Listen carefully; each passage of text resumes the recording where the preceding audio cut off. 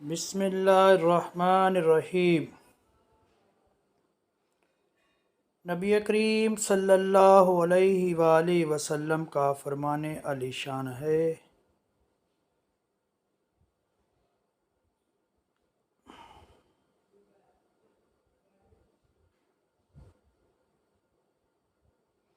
कौन कौन से काम सदका हैं।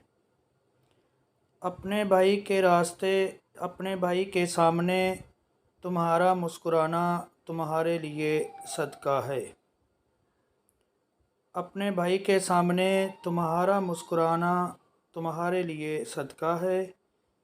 तुम्हारे भाई का हुक्म देना और बुराई से रोकना सदका है। तुम्हारा भाई का हुक्म देना और बुराई से रोकना सदका है। भटक जाने वाली जगह में किसी आदमी को तुम्हारा रास्ता दिखाना तुम्हारे लिए सदका है। भटक जाने वाली जगह में किसी आदमी को तुम्हारा रास्ता दिखाना तुम्हारे लिए सदका है।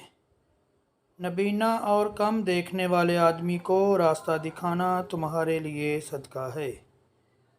नबीना और कम देखने वाले आदमी को रास्ता दिखाना तुम्हारे लिए सदका है।